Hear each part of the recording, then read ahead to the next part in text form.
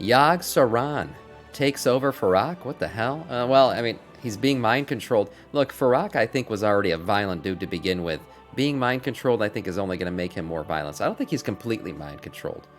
But let's see what the truth-teller Doran has to say here. I don't know if you noticed this, but in the original cinematic, FYRAKK normally says, "Just let me in," and in the trailer Blizzard made a few days later, they added a voice over it that obviously has an old god voice acting over it, with a specific focus on his purple void eyes, signifying this is not him speaking, he's not in charge of himself. FYRAKK absorbed Shadow Flame, the same magic that corrupted Deathwing, turned him into an old god servant. FYRAKK already rebelled, and most certainly because she realized that he has been taken over, and it is implied she was clearly losing this battle, by the way. I mean, look at this. She's getting duped here.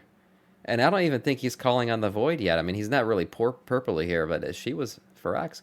Yeah, he's a tough boy. And it is implied that FYRAKK is gone completely rogue, even against Ririkron. Interestingly enough, Yogg-Saron that created Galakrond, whose essence we just got, also originated the Emerald Nightmare, whose goal was the same, to gain access into the Emerald Dream, same as FYRAKK. We know that the goal isn't to burn the tree, but to use its power. Is this Yogg-Saron or Xal'atath trying to restore their physical form, or maybe even a warlord trying to manifest itself on Azeroth? We have already determined the ending for 10.2 and subsequently for Dragonflight itself, so let us look at over all the determined FYRAKK forms, items, hints, and info, and what his goal really is. Let's get into it. I'm excited. Let's see. If you want to get Dragonflight or anything else warcraft related, Gamivo has some excellent deals that you can check out with my link below. Best of all, you can get software, gift cards, a bunch of games at below market prices. On top of that, you can also use my code Doran to get yet another discount, so make sure to check out my link below and grab some amazing deals at Gamivo. Perfect, so thanks, to start off immediately, I want to cover the data hints we got, as we know that FYRAKK is the final boss of 10.2. Yes, we have this FYRAKK Firelord type model, and we have discovered a more purple-like as well. The same has been found with the FYRAKK mount we know we will this is the FYRAKK mount that you get for AOTC. Probably one of the coolest AOTC mounts we've seen in a long time. Much cooler than that fucking little crab thing that we got in Shadowlands.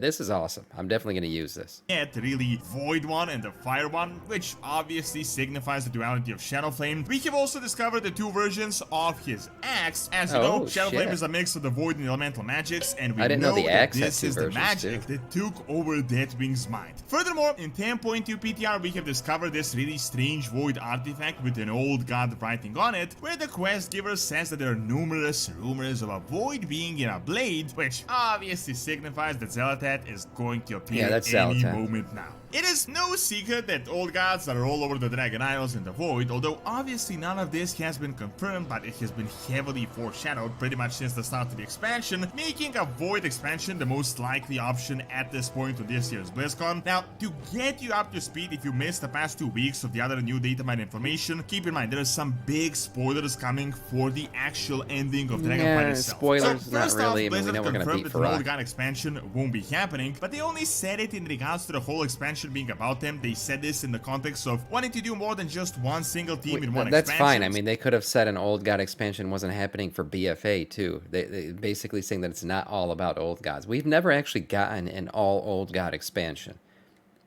I kind of hope we do at some point, but I'm okay with not like destroying them yet. The whole thing that we did with N'Zoth, it kind of like, you know, was a turnoff. I kind of want N'Zoth to continue on, and I think he is. I think he did figure out that we were going to kill him based on this quest line that he's showing right here that we did earlier in this expansion. So I think he kind of let us think that we killed him, which is good. He's the ultimate planner, right? He should have been able to outplan us and out-scheme us there. But an all-old god expansion, it's not going to happen next, obviously. I think we're going Scourgy. But we could still get hints at old gods. We could still see something going on with the old gods, and definitely Xal'atath and Ririkron are going to have something to say in the next expansion as well. So, the takeaway is, old gods could be a thing, just not the whole thing. Second is that we have determined the ending of 10.2 and most likely the ending of the entirety of Dragonflight. You might have watched my video on it, but at this time around we have even determined the models of the new aspects as well, so this is just glowing eyes now. We got glowing eyes are getting their power back, with FYRAKK as the 6th new aspect, this time empowered by a Mirror itself, swagger back. not Titan powers. It also almost certainly definitely signals that the Emerald Dream Zone is going to get transported into the material plane, as check this out, the 10.2 zone is literally just the west side of the Neran Plains, so it is literally just going to get teleported onto the Dragon Isles at the end of 10.2. While we have, of course, I wonder if that means now that will become the new starting zone for the Night Elves. I think so. I mean, I would imagine Night Elves would always start near the World Tree. I mean, that was the original way they started back in Classic. So I'd assume that, like, Night Elves are going to get a whole new intro quest line and all kinds of shit when you first make one. I think that's necessary. They should do it. Boss fight and how it plays out in detail, what really happens, other than the data mine models, this, by extension, pretty much confirms that he has failed his plan because Amir still is here, and we know that he is the final boss of 10.2 and very likely the final boss of the whole expansion. While Blizzard confirmed that we will get more story in Dragonflight, all other hints point that this might be it for the major story stuff, and the more minor storylines will continue in the subsequent mini patches, which also probably means that the Heretic runs That's why I've been saying, guys, 10.2 is the last patch. We're going to get a 10.2.5 and a 10.2.7 to finish out some little storylines, but this is it in terms of we're not going to kill a Riddick in this expansion. We're going to follow him into the next one. That's fine. We've done shit like that before. Hello, Garrosh. But continuing on this expansion beyond 10.2.7, it's not going to happen. I've been saying it for a while. Everything's lining up that the way the timelines are and the expansions, they're going to do even some type of fated rating. And we've already done the math on this stream. Fated rating is essentially a 5 to 6 week thing. So that in and of itself is going to give them about a month and a half of content. So they'll be fine in terms of giving us something like that towards the end and not having to do a 10.3. Is going to also, we got the AOTC mount in this patch, which is usually a signal. It's the last thing that we're going to do. Move to the next expansion. However, the real question is, what exactly was FYRAKK's plan? And it is 100% a setup for the next expansion and big things that are happening behind the scenes. I know some are going to say this is just a coincidence, but I'm 100% certain Blizzard left this for us. A really interesting clue just out in the open. If you want to check it out, just watch the original cinematic yourself, where FYRAKK is trying to access the dream. He says, "Just let me in," normally, and then in the trailer, they add on this really creepy voiceover that sounds exactly like Cthulhu or Yogg-Saron, and their whispers and mind control, one of the old guys. Specifically focus on the eyes that are just emanating these purple void magics. If you remember the old lore, it actually makes a ton of sense. It is the old gods that created the Emerald Nightmare. The purpose of the Emerald Nightmare, the whole purpose, was to access the Emerald Dream to take over. However, I don't think the idea was to corrupt it, it was to get the power out of it, as we're learning right now. Yogg-Saron is the originator of the Nightmare. He corrupted a World Tree through Selenite in Northrend, and the World Tree... That's an interesting way to think about it. Really, the old gods are not destroyers.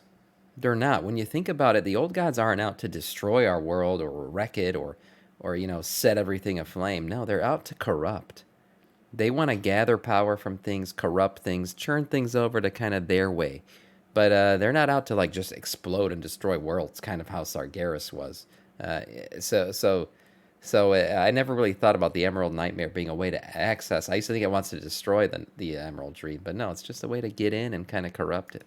Still fell just the tip, just get it in a little bit. He used this as a doorway to access the dream, and then the other old gods saw this as a very convenient thing as well, so they did their own thing. Look what the old gods did to us. They didn't destroy us, they just gave us the curse of flesh. Absorbs Shadow Flame in 10.1 that apparently Heretic begged him for some reason to take, which is literally void magic mixed with elemental. Same magic that trapped in Aphelion turned him into a void old god servant that did their bidding. As soon as he gets his power, he wants to access the dream, take the essence of the World Tree itself. Now, this tree is quite special as it came from Ardenville. It is definitely connected to Elune, the Winter Queen in some way. I think it is going to turn out to be much more important than just a simple world tree. However, I would say FYRAKK has completely lost his mind to this void being or old god that he's taken control. He is not the first dragon to be corrupted by the void. Loose cannon, kind of crazy character, but now it is so obvious that he has just gone completely insane, forcing Virona to turn away from him to rebel. He even implies that he his turn against FYRAKK, he's no longer here and he just strayed away from the original goal. What is really interesting though is that we don't really know whether FYRAKK is actually working with FYRAKK at this point or whether he just completely fell to the void powers and is just doing his own thing. FYRAKK has definitely made some sort of bargains with the void, but it is really hard to tell the details. In that cinematic, Xal'atath seems to be I don't think they're really working together anymore, but I think FYRAKK is fine with FYRAKK going and doing his own thing and kind of distracting us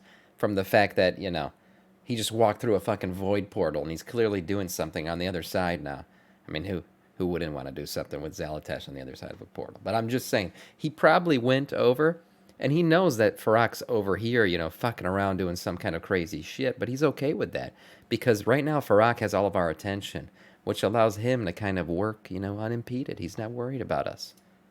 Serving from the portal, but we don't know whether she's a direct ally or just an observer. It was also hinted from the early Naga document that the Void is seeking to exploit the primal power, aka FYRAKK, and use it towards their goals, as they said it was a rage that can be bent to serve their ends. However, FYRAKK is definitely using Neltharion's Dragon Soul, which is of course a Void artifact, and he is, after all, going into a Void portal, implying that he is directly connected to it. FYRAKK was originally against the Titans, but I don't think she wants to support the Void, and the new 10.2 ending suggests that she will now fight the Titans together with Alexstrasza. Yeah, she's probably going to become one of the dragon aspects they used to be. However, that aside, this whisper from the cinematic is super incredibly interesting. A Mirror is a crazy powerful tree, we know, because it blesses the dragon aspects as opposed to the past when the aspects bless the world tree themselves. Obviously Xal'atath or Yogg-Saron failed here, but I'm guessing as the tree contained this power, it also potentially had the power to get them back to their full physical form. Personally, I could see that the goal of FYRAKK was to open the gateway for the Void Lords, very similar to Kel'Thuzad summoning Archimonde back in the day with a lot of power, or for a being like Yogg-Saron to revive himself. Even more interestingly, and in my opinion the most likely option, is that this is Xal'atath's doing, and the goal is to get her own form back, whatever she is. The yeah, she clearly is not in her, that she's in her that ultimate form. Blizzard recently added, but the recent 10.2 rumor says she's a void being, so Xal'atath could even be this Void Lord that was supposed to be summoned, but again, old gods are also void beings, so it is hard to tell. Xal'atath was in our weapon. She was but an avatar. I kind of like the theory that I heard before, where she was one of the old gods, but she was the most powerful of them all, and the other old gods kind of teamed up against her to defeat her and imprison her in this blade.